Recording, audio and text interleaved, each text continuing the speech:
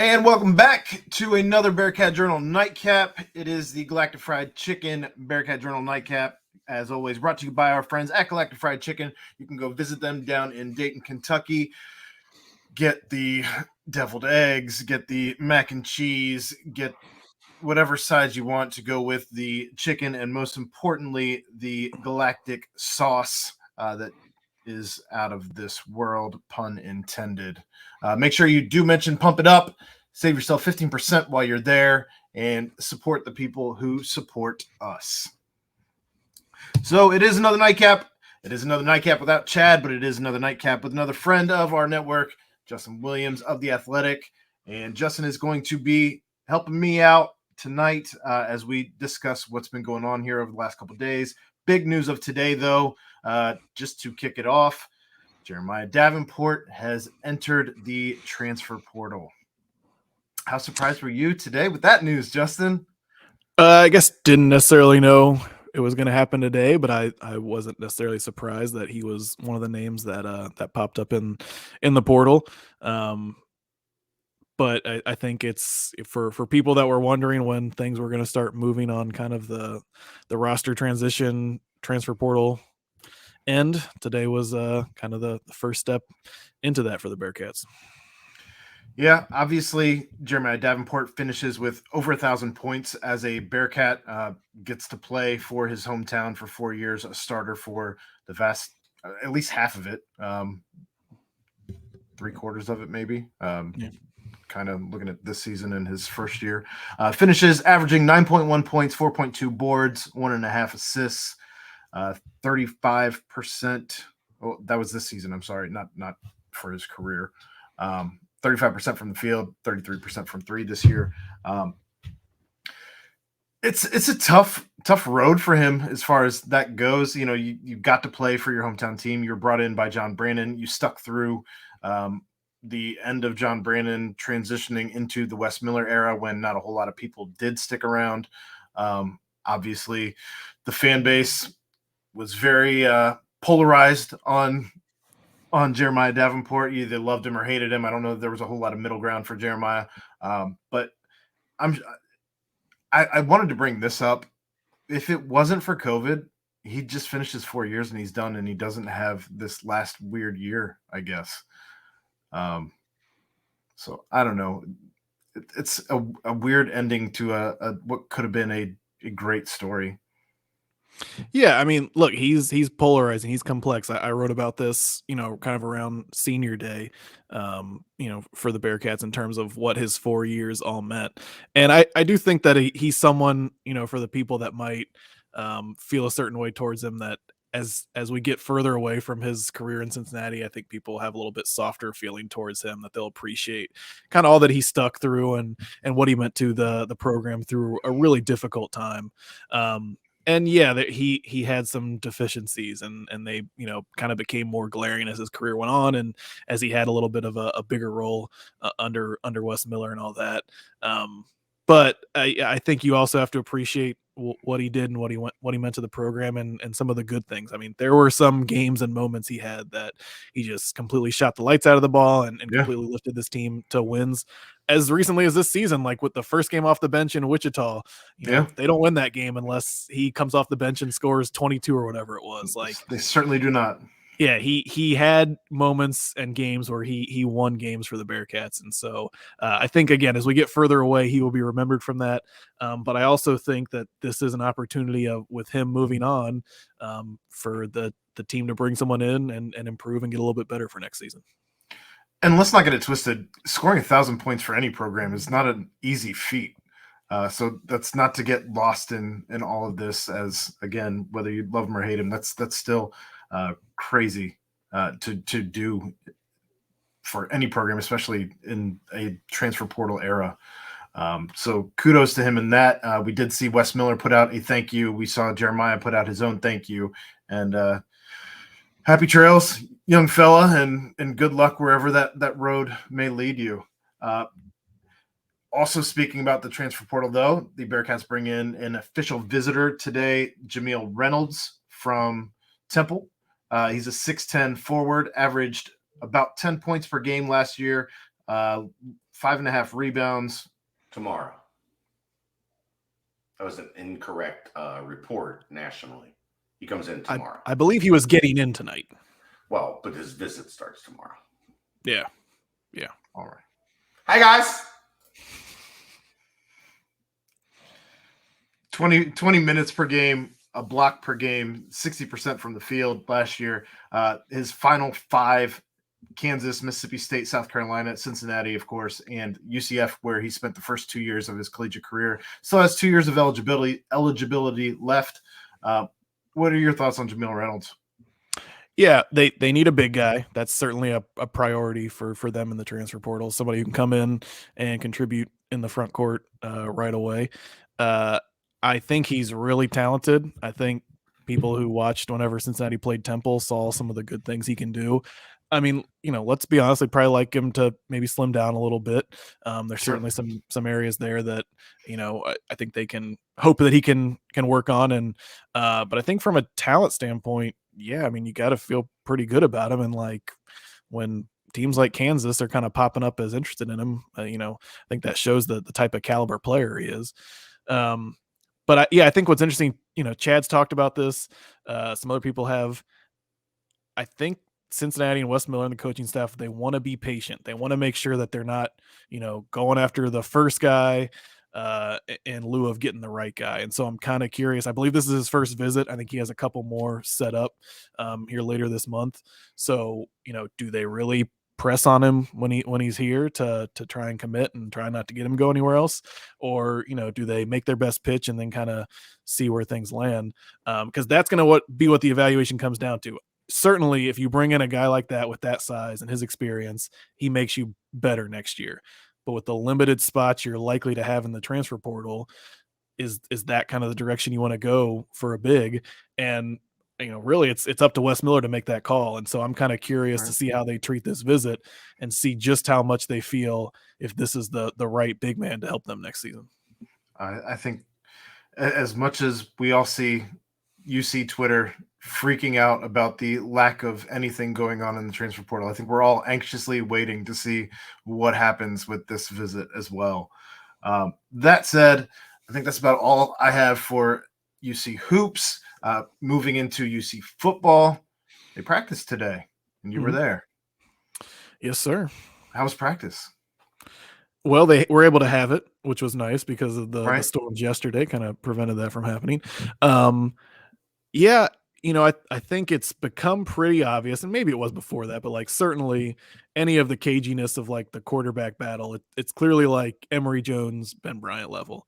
And I asked Satterfield about it after practice, and he said, well, yeah, those are the two guys that have the most experience, but we like the way these guys look. I think they certainly have been really impressed with Brady Drogosh from like a future perspective. Yeah. But I don't think you're going into his true freshman season with him being the starter. So to me, it's really interesting, like Ben Bryant or Emory Jones. And I know for some people, they're probably like heads are exploding. They can't believe that's kind of what it's come down to. And I also get like, look, they brought in Emory Jones. Ben Bryant is really only back because he had a foot injury at the end of the year and he couldn't leave. And he talked about that publicly last week. But Ben has thrown it better than any of the quarterbacks so far in spring practice. And I think it were a case where if Ben could run, anywhere close to like what Emory could run or some of the other quarterbacks could run, it probably would be like, no doubt Ben is the leader in the clubhouse to be the starter. That's obviously, not the case. They have different skills and talents, but I'm really curious to see how it plays out here over the next week plus of spring ball. What do they tell both of those guys going into, the next transfer portal? Because they both have 1 year of eligibility left. I have a hard time. I think they're going to want some kind of assurances like, yeah, if I stay, makes sense. Yeah. Have a chance. Yeah. And I totally get that from both of them. So I'm curious to see how this plays out over the next couple of weeks. And then, potentially maybe even moving into the fall, because it's going to dictate the offense in a lot of ways, like whether it's Ben or whether it's Emory, that changes a lot about how they're going to run their offense. And, I've written about it. A lot has been made about Scott Satterfield does prefer a dual threat kind of quarterback with a running ability, but he hasn't exclusively played that way. Taylor Lamb, guy who played for him at App State for 4 years, I think, like was not a big running quarterback, and he won a lot of games for Satterfield throwing the ball. So that's kind of the biggest, like, quarterback's always the biggest storyline. I get that. Yeah. But this one even more so, and I think it's now even more interesting. I kind of came into spring assuming like Emory Jones is the guy they brought in. Yeah. He's going to win the job. And then kind of we'll see who ends up leaving behind him in the transfer portal and who ends up being the backup. And I truly don't believe it's like that simple, cut and dry anymore. Now, Dave brought up this question with Dan Horde last night, and I'm going to ask you a similar question. Is it as simple as just that Ben is the better quarterback because they're just throwing the ball as opposed to being able to run with the ball? Because we all know, like, you don't know what you have, and even in the running back room during fall practices until they actually start hitting. So since you can't hit a quarterback right now at all, they have the fancy new green jerseys, That's right.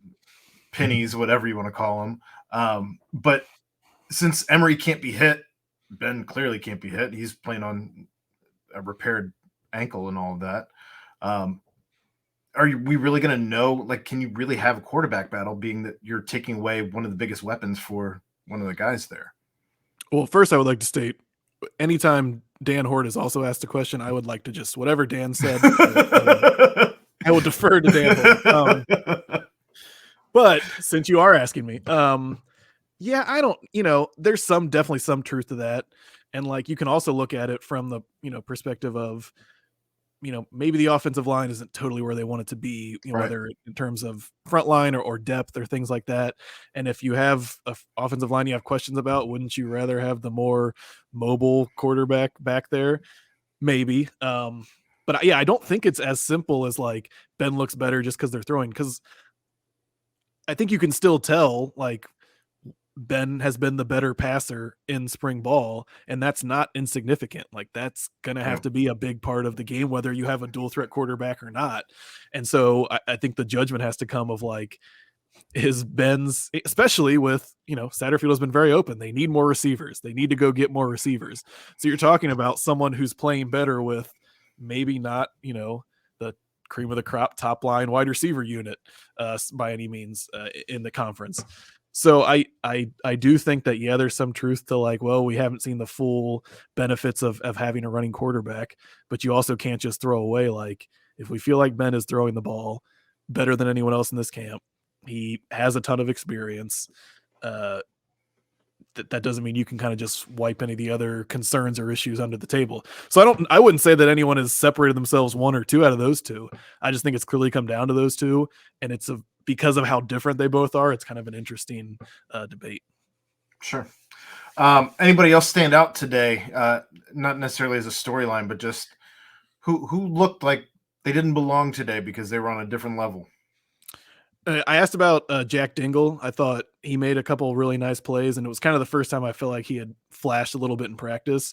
And I was a little bit surprised by Satterfield's answer in that he was like, oh yeah, we love Jack Dingle. Like, he basically said him and Dorian Jones have nailed down starting in those two inside linebacker spots. And I just wasn't expecting him to kind of come out that forcefully, like, behind Jack Dingle in that role. Sure. But I mean, he certainly looks the part. Anybody that's ever seen him, like, he's huge. Satterfield talked about just how athletic he was, though, even, with that size. Some might call him an Adonis. You will get no argument from me. I would have been hanging around Jack Dingle a lot if we were in college together. I can tell you that. I think he would have had no trouble attracting interest from people. Take his scraps. I mean, I wouldn't say it that way, but maybe you can assume what I'm implying. Anyways, no, he kind of jumped out, and again, he's always looked the part, but now he's starting to play like it seems like a little bit. And so it was interesting to hear Sat kind of like, oh yeah, we like what Jack's doing, and we feel really comfortable with him at that spot. He also mentioned, which is, not a surprise, but we were talking about offensive line and how they're coming along, and he was like, yeah, it's tough to judge because they're going against this really good defensive line. And he was like, we're not going to face anyone all season who's stronger than Dante Corleone. And so like it's a little bit of a good reminder of, the offensive line, there's definitely been moments where it feels like the quarterback, it's a good thing they can't get hit, because they definitely would be getting hit. But it's when you think about it, it's like, well, they're also going against what should be a really good and deep defensive line. So that definitely stood out. And then I was Miles Montgomery. I thought, early in spring, I thought he flashed a little bit, and today it seemed like, and that's a credit to the offensive line too. They were opening up some holes, but in some of the run fit stuff, I thought he jumped out a little bit. Anybody in the secondary? Yeah, I think Taj Ward had an interception. I was thinking about him even before that. Like, he had a really quietly, really, really good season last year, playing in the slot. And now, it was different. It wasn't Sauce and Kobe, so teams certainly felt like they could attack the outside more. But his like PFF numbers and advanced metrics were all really good, even when he wasn't targeted that much. He was really solid in the slot. They have him playing a lot of safety, kind of rotating with DJ Taylor back there. But he's also like, both of those guys they're versatile. They can move down to the slot if they're bringing on like a true nickel cornerback. They can play safety. If they needed to, they could probably put him outside. But he had an interception, and it was just kind of a reminder of like, here's a guy who, I think this is his 6th season. He redshirted and then spent 5 years under Fickle, and this is his 6th year, and really didn't get a chance to play much significant snaps until last season, and played really well. And like, that's a really valuable piece to have. Yeah, I think this staff is going to be really happy with the versatility they have out of their secondary, just across the board. Anybody as far as receivers or tight ends stick out today? So I don't know that the Shimon Matera receiver experiment is over, but he was back with the tight ends. So maybe they're just kind of moving him around, or maybe he's, a little bit healthier. He can move back inside a little bit more. D Wiggins has been banged up a little bit, so I think they're probably slow playing him.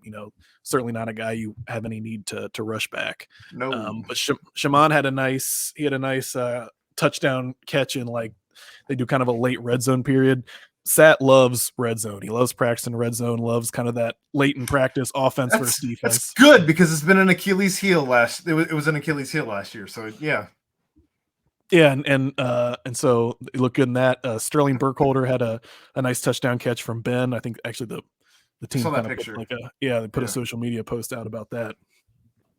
But yeah, I would say like that. Those were kind of the two plays at least that flashed. But it still does feel like the defense is ahead of the offense, and that's not a bad thing, or that's not a surprise. But it definitely makes those offensive plays stand a little bit more. So it was nice to see them get a couple wins late in practice in red zone. And I feel like that was the way that Fickle ran even spring and fall camps, where the defense seemed to always be ahead of the curve on the offense. So the difference is Fickle liked that. Satterfield does not like that. So I'm interested to see how that kind of manifests itself moving forward through the rest of spring and then into the offseason, because Fick might pretend like, oh yeah, we need the offense to get it together, but he loved that when the defense was kind of winning. So they're definitely a little bit different in that sense. I'm curious to see how the scoring is different in the spring game compared to what we've grown accustomed to. Hopefully we can follow it, because I covered Fickle for 5 seasons and still have no idea, and the players didn't either. Neither did he. Yeah, as long as the defense won, I think that's all he actually cared about. So yeah, I'm with you. Maybe if we if a touchdown's worth 6 points on next Saturday, I feel like that'll be a nice transition. Something that actually makes at least a little bit of sense. So right. Have they ran much special teams? I know that I feel like last time we talked, they hadn't run a ton of special teams, and just kind of curious, and then we'll let you get out of here. They do a bunch of special teams work, like whether it's, punt protection, punt coverage. They don't do a ton live, obviously. And so like in that sense, it's kind of hard to tell, but they do this one drill where they don't even have someone actually punting, but they have a guy down there who's the punt returner. And then it's basically a one-on-one where like one guy's blocking and one guy's trying to beat the block to get the returner, and the returner's running from, 25, 30 yards out. They just throw the ball down to him. And Sammy Anderson had a big, shed the block, brought the guy down pretty quickly in that drill, and had everyone kind of going nuts earlier today. So that's, it's special teams, even if it's not necessarily live true special teams. Yeah. That's always a fun one to watch. And every time they've had Carter Brown kick, like it seems solid. He doesn't seem to have many issues. I believe I've said this before, like, please, if you're a Bearcats fan, you don't want anyone other than Mason Fletcher kicking a punt this season. So, protect him at all costs. But yeah, those are two guys, especially Mason specifically. Don't worry about him. I think they like what they've seen from Carter so far. And pop in. I do maybe have like a little interesting bit of special teams information that could be great for Bearcat Journal in the long run. You know who might be handling kickoffs this season? Is it the one true Princeton god, Bryce Burton? He was very excited. He said, I'm working on it. I might get my spot. And look, one of these days, Bryce Burton is going to be a regular on this network. And if he could work his way into handling kickoff, he might be the only holder, kickoff, like punter, fourth string field goal guy in the country. He does it's a Brian Mason guy. He does everything on special teams. He's just figured out, I'm just here dicking around. He might long snap one day. So I don't think I'm betraying his confidence. I feel like I can share this story. When I was in Boston for the Fenway Bowl, it was after Co had gone in the portal. Yeah. And he was like standing at, practice, or maybe it was like one of the events they did for the kids beforehand or something. And I was talking to him and I was asking about Co, because at that point they were like, Co hadn't committed yet. They were still kind of like, hey, maybe we can get you back. And Price was like, I kind of hope he doesn't come back because I might get to kick off.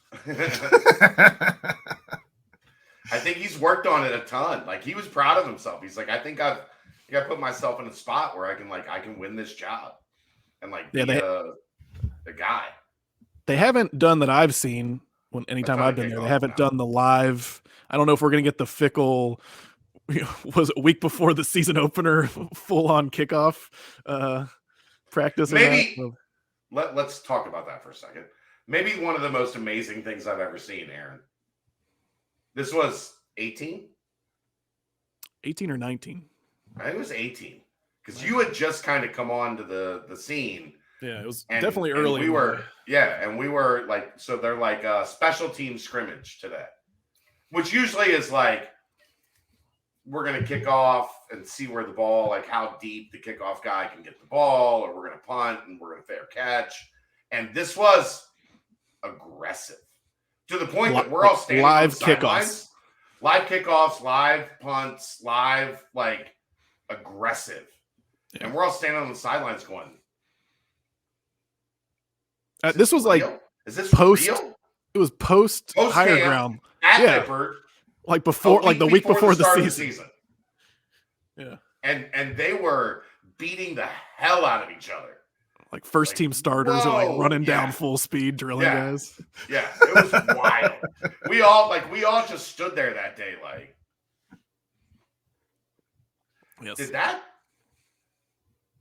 Okay, how long are we going to do this? It was like 2 hours. And it wasn't like a short thing. Like, we're going to do it for 45 minutes and get everybody out of here. It was like an hour and a half, 2 hours of just special teams, destruction. And then they won 11 games. Yeah, and it worked. At the time, it was like, he's a crazy person. Sounds about right. Before you guys go, and I know I'm not supposed to be here, but I can't help myself. I just wanted to say thank you to everybody. Kelly was amazing. I'm going to cry. I can't say her name without crying. I'm glad everybody got to know her because she was awesome. And I'm going to miss the shit out of her. Thank you for your kind words, Justin. Thank you for your kind words, Aaron. You guys have expressed how much she meant to me. What I've now discovered is how much she meant to this entire universe. I'm going to miss the shit out of her. and it sucks. But you guys have lifted us up. You have helped us out more than I could ever explain. Shane at Galactic was amazing yesterday and came through and supported the family. Kelly and Rich from Mio's, Jim and Don from Holy Grail. Everybody has had our back. That's why you not only partner with people that are great sponsors, but are great friends. It's been really hard, but it's been uplifting. I don't know if you guys saw this or not. I just found out today. Somebody sent me a screenshot. Did you know yesterday, one of the trending topics nationally yesterday morning was Kelly. 133,000 tweets. It's silly. The post that I put out with her picture when she passed on Tuesday night is at 950,000 views. Thank you. I don't know how else to say it. I want to get it out of the way now. Thank you to Mo. Thank you to Tony and Austin. Thank you to Lance. Thank you to Channel 12. Everybody that has spoken as highly of her as they have. You guys met her. You know she was incredible. And my life without her is going to suck. But we'll be here. And this is what I'm just going to do to cope. First off, girl dad now. Like, it takes on a different connotation. So you guys get to cover the spring game while I go be volleyball dad.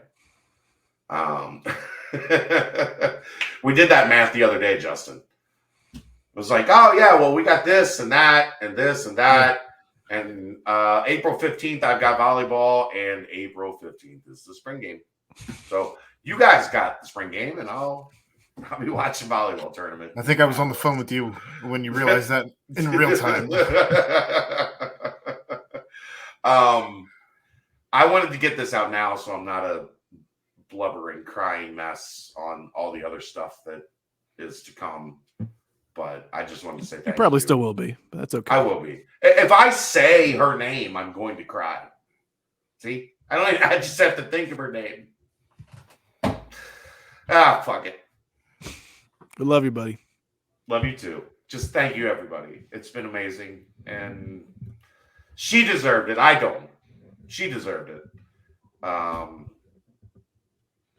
we'll be all right. Eventually. Some point. But I'm going to cry anytime I say her name from here until I don't know when. So it is what it is. Love you guys. Thank you. Love you, Bob. Bud. On that note, there's not anything that I can do to follow that up. So we will see you next time. That was another Bearcat Journal Nightcap brought to you by Galactic Fried Chicken right here on BearcatJournal.com.